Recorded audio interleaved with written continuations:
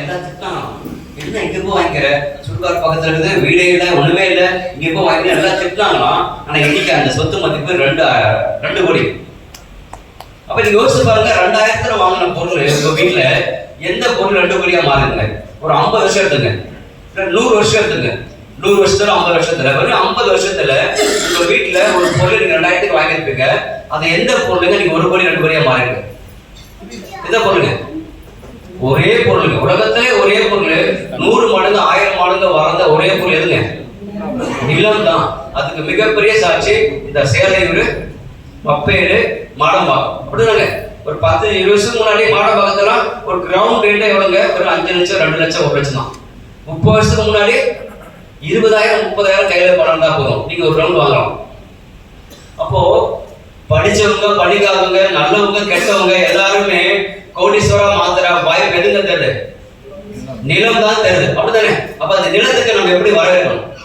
ஒரு நல்ல வரவேற்பு கொடுத்தீங்கன்னா அந்த நிலம் உங்களுடைய வீட்டுக்கு வரும். எப்படி வரவேற்பாங்க நிலத்தை? எங்க எப்படி சார் சொல்லுவாங்க, நிலம் நம்முடைய தலைமுறையை மிகப்பெரிய கோடீஸ்வரா மாற வாய்ப்பு தருது. உண்மைதானே? ஒண்ணு இல்லைங்க. இன்னைக்கு மாடம்பாக்கத்துல இங்க நம்ம சேலையூர்ல உங்களுக்கு ஒரு கற்பனை பண்ணிக்கங்க, ஒரு 10 சொத்து இருக்கிறதா நீங்க நினைச்சுக்கணும். இப்ப நீங்க யாரு? நம்ம யாருங்க? மிகப்பெரிய 10 கோடிக்கு அதிபதி. சொத்து விதமா 1 கோடி 2 கோடி போகுது. அப்ப 10 சொத்து 200 கோடி, 20 கோடி. அந்த 20 கோடி சொத்து சார் 30 வருஷம் 40 வருஷத்துல 2000 ரூபாய் 2 கோடியா மாறி. உண்மைதானங்க? 2000 ரூபாய் 2 கோடியா மாறிக்குது. எத்தனை வருஷத்துல? ஒரு 30-40 வருஷம். நீங்க 50 50 வச்சுங்க. 50 வருஷத்துல 2000 ரூபாய் 2 கோடியா மாறிக்கும் போது இப்போ நீங்க வாங்குற 10 லட்சம் வாங்க முடியாது. கண்டிப்பா 10 லட்சத்துல மப்பேடு கிடைக்காது. குடுவாஞ்சேரியில வாய்ப்பு இல்லை, வாய்ப்பு இல்லை. செங்கல்பட்டுல அங்கேயும் வாய்ப்பு இல்லைங்க. 10 லட்சம் எங்க சார் சொத்து கிடைக்கும்? எங்க கிடைக்கும்? சென்னையில இருந்து 75 கிலோமீட்டருக்கு தாண்டி போனாதான். நீங்க எந்த பக்கம் போங்க, இந்த பக்கம் கடல், அந்த பக்கம் விட்டுருங்க. மற்ற 3 பக்கம் நீங்க போனீங்கன்னா 75 கிலோமீட்டர் தாண்டி போனாதான் உங்களுக்கு 5 லட்சம் 10 லட்சத்துக்கு ப்ராப்பர்ட்டி கிடைக்கும். உண்மைங்களா? அப்ப நீங்க 5 லட்சம் 10 லட்சத்துக்கு செங்கல்பட்டுக்குள்ள வாங்கணும், குருவாஞ்சேரிக்குள்ள வாங்கணும், தாம்பரத்துக்குள்ள வாங்கணும்னா நீங்க 30 வருஷத்துக்கு முன்னாடி தாம்பரத்துல வாங்கிக்கணும், 20 வருஷத்துக்கு முன்னாடி குருவாஞ்சேரி வாங்கிக்கணும், 10 வருஷத்துக்கு முன்னாடி செங்கல்பட்டுல வாங்கிக்கணும். அப்ப உங்களுக்கு 10 லட்சம் கிடைச்சிருக்கும் இல்லைங்களா? அப்ப இன்னைக்கு இப்ப பாருங்க, 30 வருஷத்துக்கு முன்னாடி யாரெல்லாம் 10 லட்சம் லேண்ட்ல போட்டாங்களோ இன்னைக்கு அவங்கள யாருங்க? இதுல மாற்றுக்கிறது இருக்கா அவங்களுக்கு? இல்ல. அப்ப நாங்க சொல்றோம், இன்னைக்கு நீங்க ஒரு 10 லட்சத்தை நிலத்துல முதலீடு பண்ணா அடுத்த 10 வருஷம் 5 வருஷத்துல நீங்களாம் யாரு? நம்மளாம் யாரு? கோடீஸ்வரர் தானே சார். இதுல மாற்றுக்கிறது இருக்கா? அப்ப எப்படி சார் சொல்ற ஒரே விஷயம், நிலம் வாங்குங்க, அது உங்களுக்கு கோடீஸ்வரா மாறும். ஏற்கனவே வாங்கினா கோடீஸ்வரா மாறிட்டாங்க. நீங்க யோசிச்சு பாருங்க, எத்தனை பேர் 30 வருஷத்துக்கு முன்னாடி படிச்சு இன்னைக்கு கோடி சம்பாதிச்சுக்கிறாங்க? எத்தனை பேர் வியாபாரம் பண்ணி இன்னைக்கு 1 கோடி 3 கோடி சம்பாதிச்சுக்கிறாங்க? ஆனா நீங்க சொல்லுங்களேன், எத்தனை பேர் லேண்ட் வாங்கினவங்க கோடி சம்பாதிக்காம இருக்காங்க? யாரெல்லாம் வாங்கினாங்களோ அவங்களே இன்னைக்கு கோடீஸ்வரங்க. அப்படிதாங்க. அப்ப இன்னைக்கு யாரெல்லாம் நிலத்துல முதலீடு போறீங்களோ நீங்க அடுத்த 10 வருஷம் 20 வருஷத்துல நீங்களாம் யாருங்க? மிகப்பெரிய கோடீஸ்வரங்க. அப்ப நம்ம நிறுவனம் ஒரு சொத்து மாத்திரம் விற்கிறதுக்கு நம்ம பேச மாட்டோம். நீங்க கம்பெனி கான்செப்டே பாத்தீங்கன்னா ரிட்டையர் லைஃப் அப்படின்னு ஒரு கான்செப்ட், கம்பெனி அருமையான கான்செப்ட். ஆதி வைக்கிறதால அந்த எந்த நிறுவனமும் இந்த ரிட்டையர் கான்செப்டை யாருமே பேசுறதே கிடையாது. சிம்பிளா ஒரு 5 நிமிஷம் சொல்லி முடிச்சிருக்காங்க. ஒண்ணு 2 காலம் இல்ல. இப்ப நீங்க சொன்ன மாதிரி 10 சொத்து உங்களுக்கு இப்போதைக்கு இருக்கு. உங்க சொத்து மதிப்பு 200 கோடி இல்லை 20 கோடி, இப்போதைக்கு 20 crores. அடுத்த 30 வருஷத்துல ஒரு தலைவரோட 3 வருஷம், 30 வருஷங்க, 33 வருஷம் ஒரு தலைமுறை. அப்ப 3 தலைமுறை 100 வருஷம். நீங்க சொல்லுங்க, 100 வருஷத்துல 100 கோடி சம்பாதிக்கிற ஒரு மிகப்பெரிய வாய்ப்பு நமக்கு இருக்கா? நிலம் தவறு சொல்லுங்க. நிலமே இல்லைங்க. நீங்க ரியல் எஸ்டேட் வாங்கல, இந்த ரியல் எஸ்டேட் வியாபாரம் பண்ணல. நம்மளால அடுத்த 100 வருஷத்துல நீங்களோ உங்க மகனோ உங்க பேர பசங்களோ 100 கோடி சம்பாதிக்கிற வாய்ப்பு 100%. நான் சொல்றது 100% நிச்சயமா சொல்ல முடியுமா? நீங்க வியாபாரம் பண்ணுங்க, இல்ல படிங்க, இல்ல என்ன நகையில போடுங்க, பேங்க்ல போடுங்க, வியாபாரம் பண்ணுங்க, வேற என்ன நிலத்தை தவிர்த்து மற்ற எதை வேணா பண்ணி பாருங்க. உங்களால அடுத்த 100 வருஷத்துல 3 தலைமுறைக்கு நம்மளால 100 கோடி சம்பாதிக்க முடியுமா சார்? முடியுங்களா? இப்ப நான் சொல்ற பாருங்க, ஒரு சின்ன ஒரு கணக்கு தான் சார். 3 பிரிக்கிறாரு. 30 வருஷம் படிக்கிற ஸ்டேஜ், அப்பா அம்மா டிபெண்ட் பண்ணிருக்கிறோம். கரெக்டா? அடுத்த 30 வருஷம் நம்ம சொந்த காலம் நிற்கிறோம். அடுத்த 30 வருஷம் 1 to 30, 30 to 60, 60 to 90. அப்ப மிடில் இருக்கிற அந்த 30 வருஷம் தான் நம்ம சம்பாதிக்கிறோம், கல்யாணம் பண்றோம், பசங்களை படிக்க வைக்கிறோம், வீடு கட்டுறோம், கார் எல்லாமே இருப்பங்க. இந்த மிடில் வயசு எல்லாம் யாரெல்லாம் இந்த மிடில் ஏஜ்ல 30 to 60க்குள்ள நீங்க கரெக்டா ப்ராப்பரா உங்க பணத்தை சரியான இடத்துல சரியான விதத்துல நீங்க இன்வெஸ்ட் பண்றீங்களோ, அடுத்து இருக்கிற 60 to 90, 60 to 90, 30 வருஷம் நீங்க ராயலா வாழலாம். அந்த ராயலா வாழனா உங்களுக்கு ஒரு 10 சொத்து இருந்து வச்சுக்கலாம் சார். போர்டு எல்லாம் தெரியுதா சார்? கொஞ்சம் பேசுக்கலாம் சார். போர்டு சார் பேசுங்க.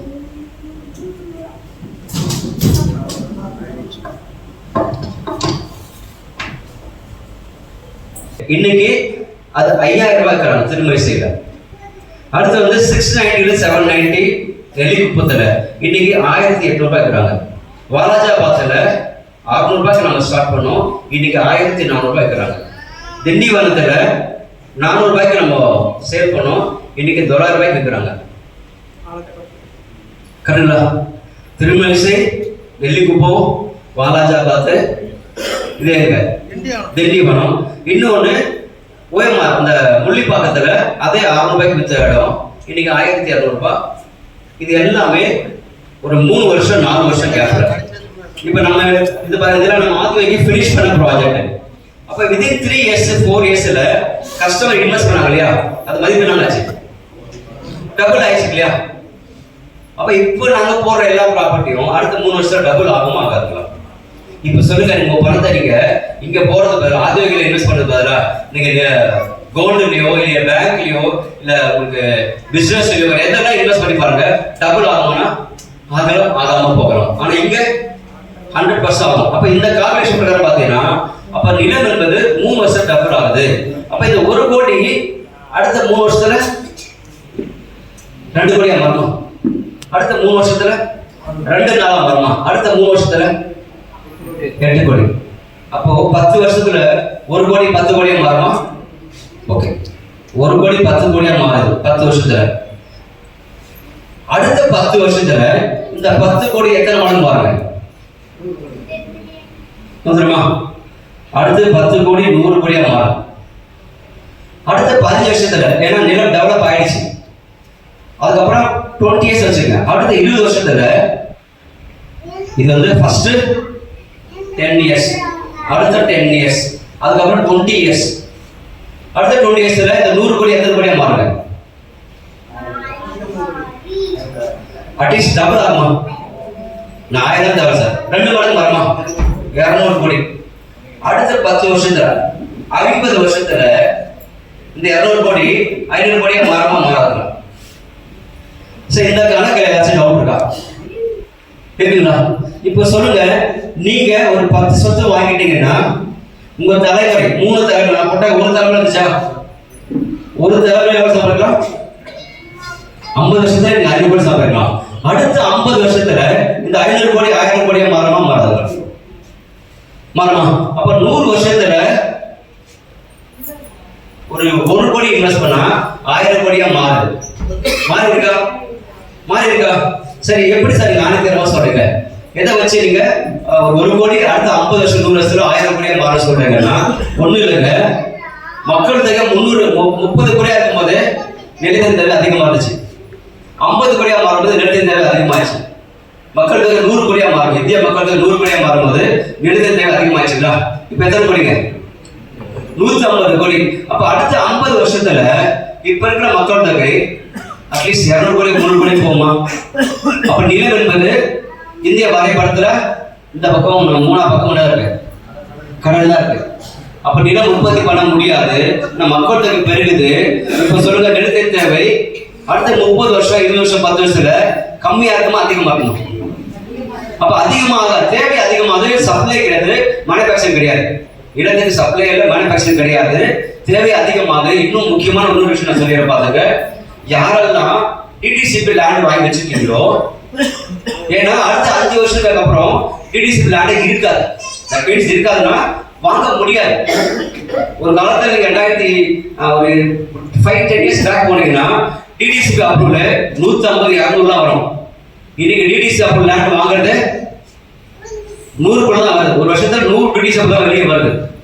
அப்போ இன்னும் 10 வருஷம் கழிச்சு டிடிசிபியே வாங்க முடியாது. ஏன்னா லேண்ட் இல்லை, பெட்ரோல் போய் வாங்கிட்டாங்க. ஸோ நம்ம நிறுவனத்தை டாக்டர் மணிகண்டன் சார் வராங்க. எல்லாரும் இந்திய சரி சார் வர போகிறோம்.